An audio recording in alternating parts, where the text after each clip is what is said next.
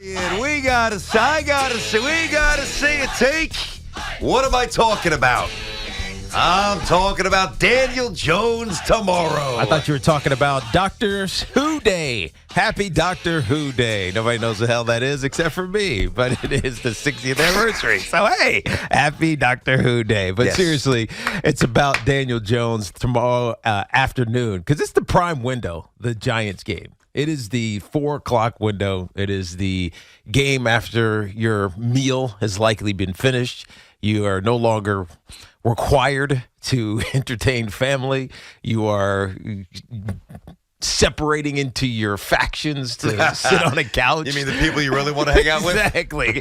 Grab that next alcoholic beverage or soda or water or whatever it is you happen to be drinking and sit down and watch a game that matters, and that's the Giants going down to Dallas to take on the Dallas Cowboys. And look, the Giants have a lot of issues right now, BT. Just looking at their injuries. We talked defensively, how Dory Jackson is out and Fabian Moreau is out, and Xavier McKinney, he's obviously on the injured reserve for 4 months. But the Giants' offensive line is beat up. Evan Neal is on the injury report. His backup, Tyree Phillips, is on the injury report. Andrew Thomas was sick yesterday. So their offensive line is beat up. But all of that said, doesn't matter. The NFL is the next man up game.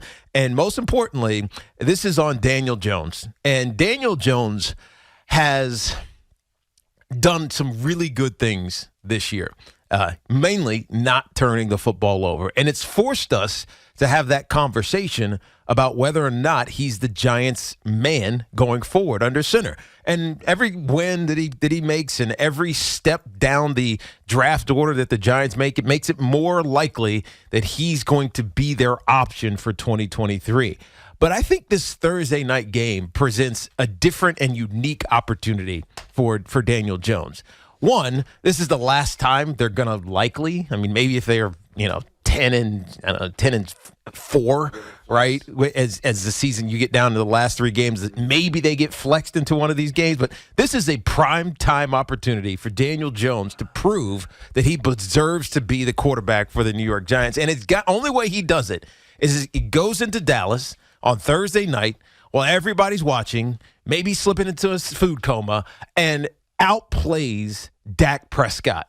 And it's not going to be throwing for 315 yards. I mean, maybe it is, but if they have to, if they're down if they're behind and he has to come back. But it's going to be him controlling the game. It's going to be him running the football with his legs. It's going to be him making great decision after great decision, because that's what's at stake for this Giants team. They're 7-3. Like, we talk about and think about them after losing to the Detroit Lions, like they're insignificant. They're still 7-3. They're the second and maybe third wild card if you count the tiebreaker to make it into the postseason. They're still a team that can control their destiny, but to me, it only depends on how Daniel Jones moves forward.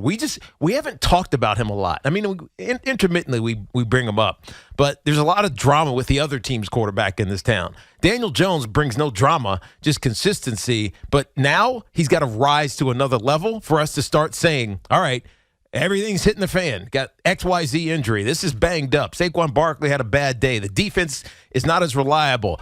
Daniel Jones puts it on his back and goes and wins this game in Dallas. I think we start talking about Daniel Jones and looking at Daniel Jones in a much different light. All right, I like it. A little Daniel Jones spotlight. Good job, Teak, inside of our Town Fair Tire studio on this Wednesday before Thanksgiving. So if you're traveling, safe travels for sure.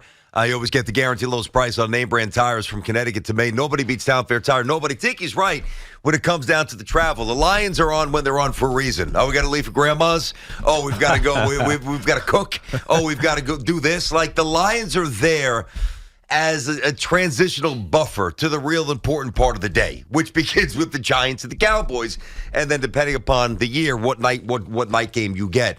It's interesting to me because, there's really. I've got an ominous feel for this Giants team. I just do. I mean, they're big dogs. I think they're going to get whacked. Yeah, it's almost 10 now, right? 9.5, depends upon where you shop, I think they're going to get whacked tomorrow. I'm not going to bet against them because I want to sit there and genuinely, hope the Giants season keeps going. So I'm not going to throw anything against them here, but they're big dogs. It feels more and more Odell's not coming here unless it's purely on the sentiment. So you have that aspect. You just had a really tough loss, obviously, against a team that was sub 500, though the Lions have some talent. It's crazy, too, because there's been, outside of like the pageant, and even the bad teams get this, like the pageantry of week one of every season, right? Training camp, like the laborious nature of it finally ends. All right, here we go. Let's go. Week one. What do we have? And even the bad teams, the fans are invested emotionally, and then the reality sets in.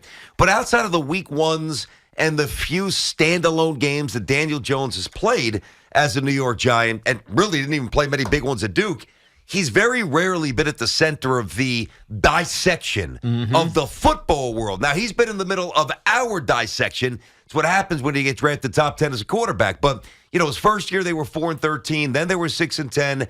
4-12 a year ago. Mostly not his fault.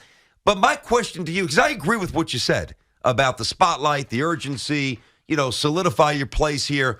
What if nobody's open? Yeah, that's the challenge. What if nobody's open? So this is where it becomes incumbent that Mike Kafka and Brian Dable, obviously, is a offensive influencer. He's not the play caller, but I'm sure he's influential in designing some of this offense here as a staff. That's where Kafka and this offensive staff have to utilize Daniel Jones in ways that we've seen at moments but haven't fully seen exploited.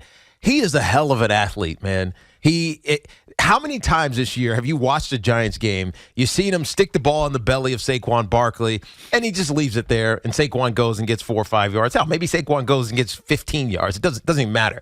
But he comes back, he bootlegs about around the outside. There's nobody there, right? It's happened game after game after game after game, and I believe it's because they're telling him, yes, I know this is the zone read action, meaning read the edge or the linebacker, whoever it is you're reading, and if he crashes down on Saquon, and you got to keep that thing and go pick up some yardage on your own. I think that even in that zone read action, they're telling him just to hand it off. Just give it to Saquon, right? Let Saquon take that pounding.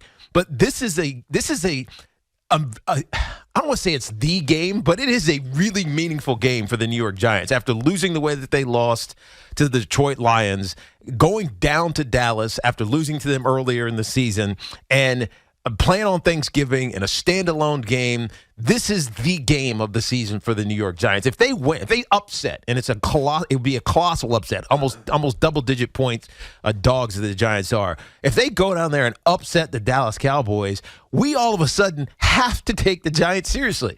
Last week, people were putting the Dallas Cowboys in the Super Bowl. If they go down and upset the Cowboys, then the Giants are now back in the conversation, even if it's a little bit of heavy smoke. Wait, right? in the conversation for a Super Bowl? No. Just to be a playoff team, a viable. I think even if they lose, they still a puncher's chance. Of course they do, but okay. you don't have faith anymore. No, right? I would agree with that. Like leading into the Lions game, it's like, all right, I have faith that this Giants team is going to make the playoffs. Those are the two games you had to beat the Texans, exactly. had to beat and Detroit. So they lose to the Lions, and we're like, I got you on that. They're 7-3, but I don't really have faith that they're going to make the playoffs Schedule's anymore. going to toughen up. But if they beat the Cowboys, and Daniel Jones is dynamic, and he uses his legs, and he rushes for 86 yards and a touchdown, all of a sudden, and Saquon finds a way to get off now because you got to defend the quarterback as opposed to just defending the running back, you start going, man, the Giants found a different way to win. Of course they're viable for the postseason, and Daniel Jones can prove that he's the guy. Yes, I know they don't have any receivers, but damn it, Kenny Golladay, you got to step up and do something big, right? That's what we're leaning on, Kenny Golladay. Whoever it is.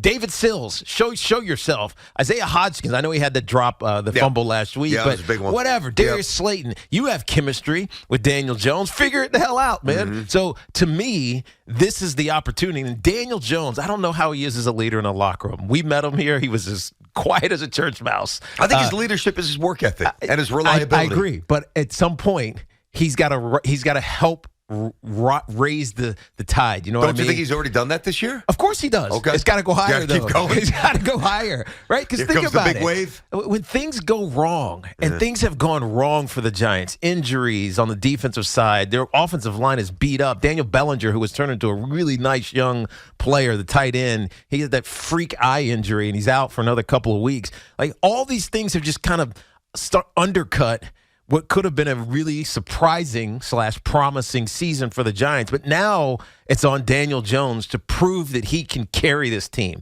And if he does, we're not even having a conversation about, well, who the Giants going to draft? Oh, you think Tyrod Taylor is going to start for them next year? Like, it just goes out the window if he does it in this game and puts the Giants in position to push into the playoffs and be that team. I mean, it's exciting for Daniel Jones. It's also a hell of a lot of pressure. All right, 877-337-6666. It's Tiki and Tierney on the Fan. You know, I'd love to see, 296 yards, 2 to 3 total touchdowns, 307 yards, 26, 27, 28 completions, 312 yards.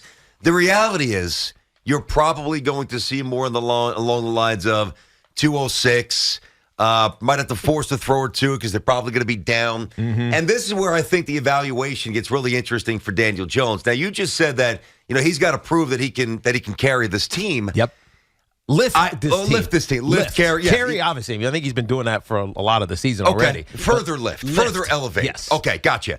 So my only issue with that is he can do everything within his power to continue to lift them, and the lack of what's around him almost throws us off scent with his long-term viability. Mm-hmm. This needs to be said again. He's going out there tomorrow with nothing. He's going out there tomorrow, I would say inarguably, but I'll keep it a little more open, arguably the worst group of receivers in the NFL that's getting ready to play this week. Yeah, I mean, what do we expect out of this guy? Yeah, I mean, how unfair is that? It is very unfair, but we've seen this with, some giant, or with Eli, I should say, not some giant quarterbacks. It's really just been Eli. Think about the guys that Eli lifted. Now, Eli is a Hall of Fame quarterback, 2 Super Bowl MVPs. But what did Hakeem Nicks do when he left here? Not much. What did Kevin Boss do? Got hurt when he the left? Raiders. Yeah, exactly. So what did these guys do when they left the New York Giants? Not a whole lot, right? They were I guess on the team wherever they went, but they weren't nearly the impact players that they were when they were in New York, which you can only deduce that they were that way because Eli lifted them. This is Daniel Jones' chance to do that. I'm not saying this team is a Super Bowl team. I'm not even getting close to that. But I'm saying this is a meaningful game on Thanksgiving, standalone. Daniel Jones is going to have the stage to himself, and they are going to they have to rely on him because of the injuries and the fact that they lost the game against Detroit that they shouldn't have. They played poorly. And it came back to bite him. Now it's Daniel Jones' time to lift and be that guy. And all of a sudden, maybe we're saying, well, Daniel Jones might be that quarterback of the future. It's not even a question anymore. I'm pumped to get to these calls. We're going to get to them coming up. 877-337-6666. The stage is big. Is Vanilla Vic ready to go? I know we are. I know you guys are as well. Tiki and Tierney on the Fan.